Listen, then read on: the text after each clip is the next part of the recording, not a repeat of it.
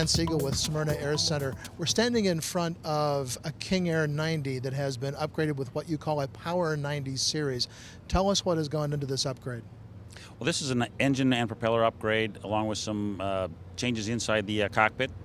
It has the GE M601 E11A engine, which is a 705 shaft horsepower engine. We flat rated to 550, similar to what the 90 is. It's swinging the 5-blade Avio propeller. This is an A90. This is a 250 knot airplane.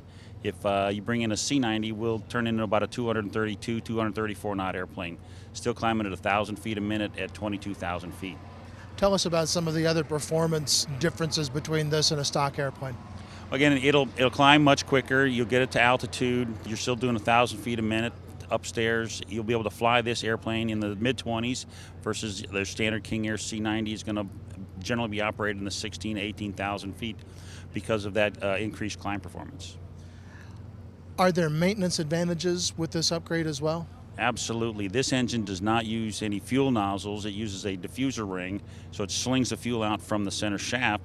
So you eliminate nozzle maintenance, which nowadays you have to, when you flow the nozzles at every 400 hours, you also have to bore scope the engines. So you've eliminated those costs. This engine goes from 0 to 3,000 hours without a hot section inspection. This conversion comes with a electronic limiter unit.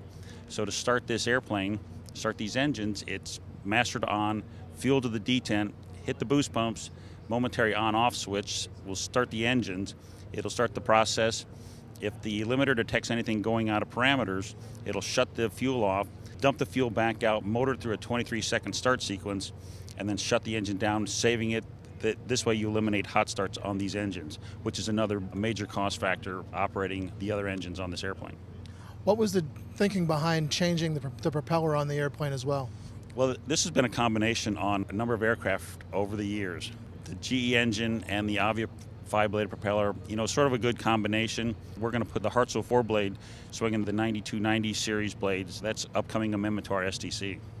Is this an STC that is specific to Smyrna Air Center? Yes, it is. Smyrna Air Center owns the STC, so we're the ones who will be happy to install it on your aircraft. Take us through that process from the time the airplane comes into the shop to rolls back out with the conversion. How long does it take, and what are the basic costs involved? What we're looking at is we want 90 days from the signing of the contract. This way, 30 days from the signing of the contract is when you'll bring your airplane. That gives us a little chance to get everything ordered, everything on the floor, so that when you come in 30 days, you're back out the door if it's conversion only. You can see on this airplane, it's been painted. It's got a great paint scheme on it. We can also do avionics and interior, so that will add some time, but we are able to get these things in and out very, fairly quickly. As far as cost, the list price on this is $650,000.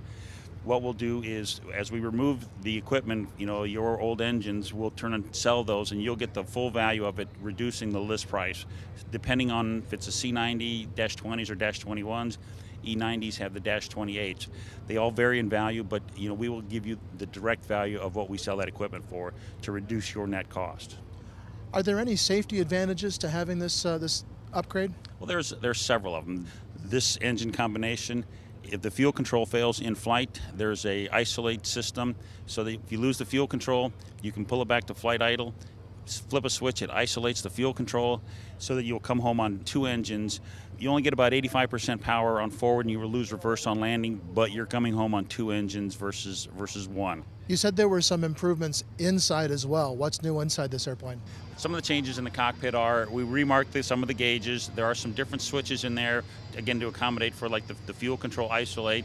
There's a auxiliary feather pump on this to drive the prop into feather if you should lose an engine and do not feather prior to loss of oil pressure. Dan Siegel from Smyrna Air Center, thanks for taking some time to talk with us on Aero-TV. Thank you very much.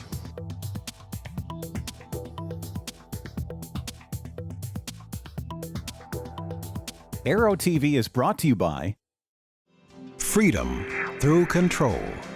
Cirrus has completely reinvented the personal aircraft and the entire experience of owning a personal aircraft. It's a bold new take on private aviation that we call Cirrus Flying 2.0. You set the schedule. You chart the course. You're in control.